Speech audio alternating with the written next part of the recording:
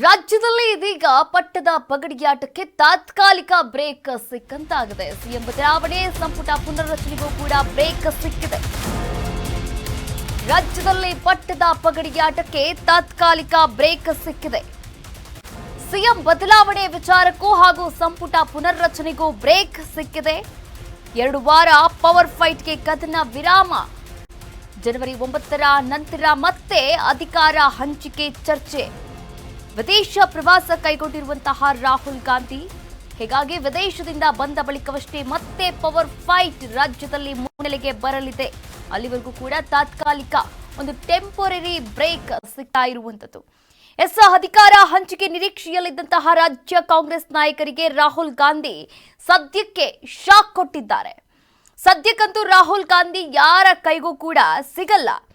ಕರ್ನಾಟಕ ಕಾಂಗ್ರೆಸ್ನಲ್ಲಿ ಸಿದ್ದರಾಮಯ್ಯ ಮತ್ತು ಡಿಕೆಶಿ ಬಣ ಅಧಿಕಾರ ಹಂಚಿಕೆಯ ವಿಚಾರವಾಗಿ ಹೈಕಮಾಂಡ್ ತೀರ್ಮಾನವನ್ನ ತೆಗೆದುಕೊಳ್ಳಬಹುದು ಅಂತ ಕಾದು ಕುಳಿತಿದ್ರು. ಆದ್ರೆ ಅವರೆಲ್ಲರಿಗೂ ಕೂಡ ಇದೀಗ ಶಾಕ್ ಎದುರಾಗಿರುವಂತದ್ದು. ನಿನ್ನೆ ದೆಹಲಿಯಲ್ಲಿ ಕಾರ್ಯಕಾರಿಣಿ ಸಭೆ ನಡೆಯಿತು. ಆ ಒಂದು ಸಭೆಯಲ್ಲಿ ರಾಹುಲ್ ಜೊತೆ ಮಾತನಾಡಬಹುದು ಅಂತ ಸಿದ್ದರಾಮಯ್ಯ ಏನೋ ಒಂದು ಲೆಕ್ಕಾಚಾರವನ್ನ ಕೂಡ ಹಾಕಿದ್ರು. ಆದ್ರೆ ಆ ಲೆಕ್ಕಾಚಾರ ಕೂಡ ತಲೆ ಕೆಳಗಾಗಿರುವಂತದ್ದು. ಓಕೆ, ಹಾಗಾದ್ರೆ ಹೊಸ ವರ್ಷಕ್ಕೆ ಒಂದು ಗುಡ್ ನ್ಯೂಸ್ ಸಿಗಬಹುದು ಅಂತ ಡಿಕೆ ಶಿವಕುಮಾರ್ ಹಾಗೆ ಅವರ ಬಣ ಕೂಡ ಕಾದು ಕುಳಿತಿದೆ. ಆದ್ರೆ ಆ ನಿರೀಕ್ಷೆಯೂ ಕೂಡ ಸುಳ್ಳಾಗುವಂತಹ ಎಲ್ಲಾ ಲಕ್ಷಣಗಳು ಕೂಡ ಕಾಣಿಸ್ತಾ ಇರುವಂತದ್ದು. ಸಿಎಂ ಸಿದ್ದರಾಮಯ್ಯ ಸಿಗದ ಹೈಕಮಾಂಡ್ ನಾಯಕರು, ಸಿಎಂ ಸಿದ್ದರಾಮಯ್ಯ ಅವರ ಕೈಗೆ ಸಿಗದಂತಹ ಹೈಕಮಾಂಡ್ ನಾಯಕರು, ಪ್ರತ್ಯೇಕ ಸಭೆ ನಡೆಸಲು ಸಮಯ ಕೊಡದಂತಹ ವರಿಷ್ಠರು. ಸಿಡಬ್ಲ್ಯೂಸಿ ಸಭೆಯಲ್ಲಿ ಭಾಗಿಯಾಗಿದ್ದಂತಹ ಸಿಎಂ ಸಿದ್ದರಾಮಯ್ಯ, ಸಭೆ ಬಳಿಕ ಸಿದ್ದು ಕೈಗೆ ಸಿಗದಂತಹ ಹೈಕಮಾಂಡ್ ನಾಯಕರು, ವರಿಷ್ಠರನ್ನ ಭೇಟಿಯಾಗದೆ ಬೆಂಗಳೂರಿಗೆ ಸಿಎಂ ಸಿದ್ದರಾಮಯ್ಯ ಈಗಾಗಲೇ ವಾಪಸ್ ಆಗಿದ್ದಾರೆ.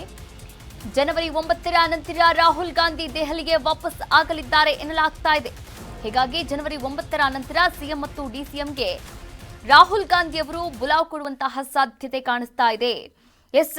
ನೋಡಿ, ಸಿದ್ದರಾಮಯ್ಯ ಅವರ ಲೆಕ್ಕಾಚಾರ ಕೂಡ ಇಲ್ಲಿ ತಲೆ ಕೆಳಗಾಗಿದೆ. ಹಾಗೆ ಏನೋ ಒಂದು ಗುಡ್ ನ್ಯೂಸ್ ಸಿಗುತ್ತೆ ಹೊಸ ವರ್ಷಕ್ಕೆ ಅಂತ ಕಾದು ಕುಳಿತಿದ್ದಂತಹ ಡಿಕೆ ಶಿವಕುಮಾರ್ ಹಾಗೂ ಡಿಕೆ ಶಿವಕುಮಾರ್ ಅವರ ಸಹೋದರ ಡಿಕೆ ಸುರೇಶ್ ಹಾಗೂ ಡಿಕೆ ಶಿವಕುಮಾರ್ ಅವರ ಬಣಕ್ಕೂ ಕೂಡ ಒಂದು ರೀತಿಯ ನಿರೀಕ್ಷೆ ನಿರಾಸೆಯನ್ನ ತಂದಿರುವಂಥದ್ದು. ಯಾಕೆ ಅಂತ ಅಂದ್ರೆ ರಾಹುಲ್ ಗಾಂಧಿ ಅವರು ಯಾರ ಕೈಗೂ ಕೂಡ ಸಿಗಲ್ಲ. ಜನವರಿ 9ರವರೆಗೂ ಕೂಡ ಅಧಿಕಾರ ಹಂಚಿಕೆ ಬಗ್ಗೆ ನಿರ್ಧಾರವನ್ನ ತೆಗೆದುಕೊಳ್ಬೇಕು ಎನ್ನುವಂತಹ ರಾಜ್ಯದ ನಾಯಕರ ಒಂದು ನಡೆ ಏನಿತ್ತು, ಆ ನಡೆಗೆ ಇದೀಗ ಶಾಕ್ ಅನ್ನ ಕೊಟ್ಟಿದ್ದಾರೆ ರಾಹುಲ್ ಗಾಂಧಿ ಅವರು. ರಾಹುಲ್ ಗಾಂಧಿ ಅವರು ವಿದೇಶ ಪ್ರವಾಸಕ್ಕೆ ತೆರಳುತ್ತಾ ಇದ್ದಾರೆ. ಇಂದು ರಾತ್ರಿಯೇ ವಿದೇಶ ಪ್ರವಾಸವನ್ನ ಕೈಗೊಳ್ಳಲಿದ್ದಾರೆ. ಇನ್ನು 1 ವಾರದ ಮಟ್ಟಿಗೆ ಅವರು ಭಾರತದಲ್ಲಿ ಇರೋದಿಲ್ಲ. ಹೀಗಾಗಿ ಪ್ರತಿ ವರ್ಷದಂತೆ ಈ ವರ್ಷವೂ ಕೂಡ ಹೊಸ ವರ್ಷವನ್ನ ಬರಮಾಡಿಕೊಳ್ಳೋಕೆ ವಿದೇಶಕ್ಕೆ ಹೋಗ್ತಾ ಇರುವಂತದ್ದು.